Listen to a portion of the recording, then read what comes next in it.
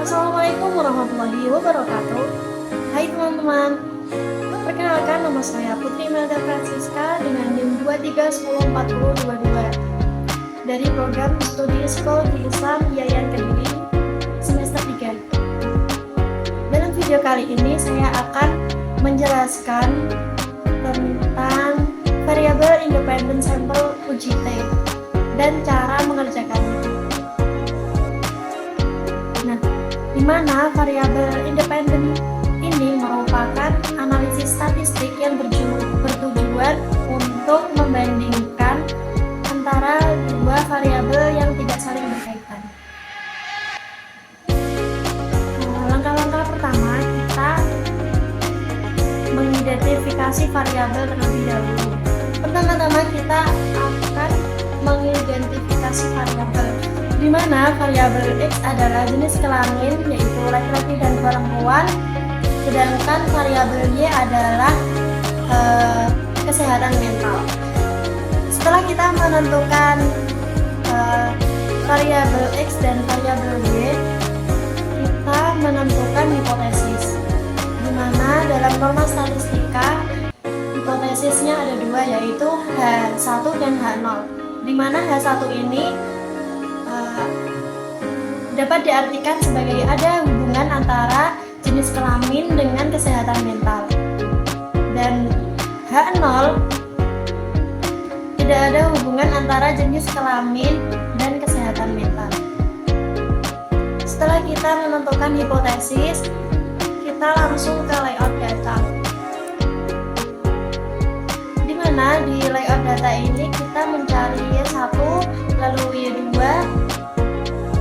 Y1 kuadrat dan Y2 kuadrat. Setelah kita menentukan Y1, Y2, Y1 kuadrat dan Y2 kuadrat, kita mencari min dari variabel 1 dan variabel 2 dengan rumus ini. Setelah kita selesai ke layout data, langkah selanjutnya adalah analisis data, di mana analisis data ini saya menggunakan 3 langkah. Yang pertama, mencari varian sampel, yang kedua, mencari standar deviasi simpang baku, dan yang terakhir, simpang baku gabungan. S1 sama dengan N dikali sigma Y kuadrat kurangi sigma Y dikuadratkan per N dikali N dikurangi 1, mana A ini adalah subjek, yaitu 15 dikali 45.142 dikurangi 677.329 per 15 dikali 14. Lalu kita mencari, setelah kita berhasil mencari S1, kita akan mencari S2 dengan langkah-langkah yang sama, dengan rumus yang sama. Ini teman-teman.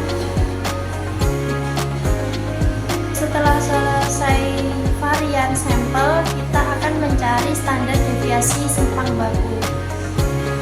Dengan rumus SP sama dengan akar N dikurangi 1 dikali S1 kuadrat ditambah N 2 dikurangi 1 dikali S2 kuadrat per N1 tambah N2 dikurangi 2, dimana N sama dengan 14 dikali 0,877 ditambah 14 dikali 4.917,9477 dengan hasil.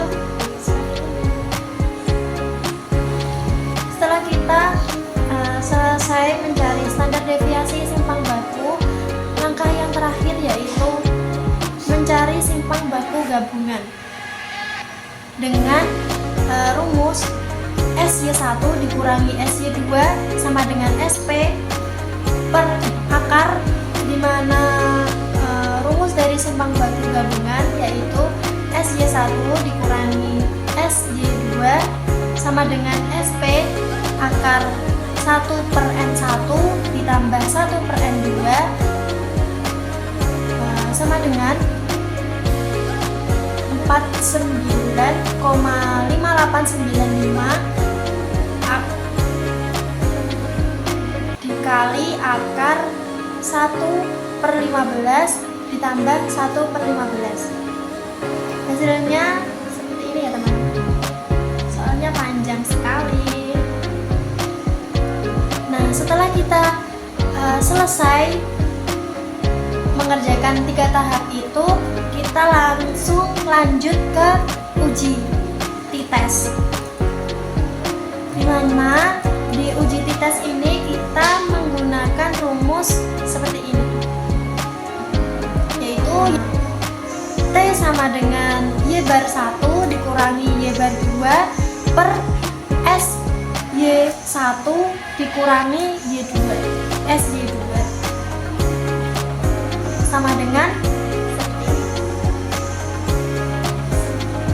Setelah kita selesai menentukan uji t-test, mencari uji t-test, kita langsung ke uji hipotesis, dimana kesimpulan dari uji hipotesis yang data yang saya gunakan, ternyata uji hipotesisnya adalah menolak H1 karena T hitung yang saya gunakan lebih kecil dari T tabel. Jadi rejected H1 T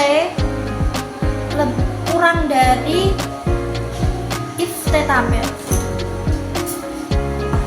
dimana T hitung saya adalah 0,0989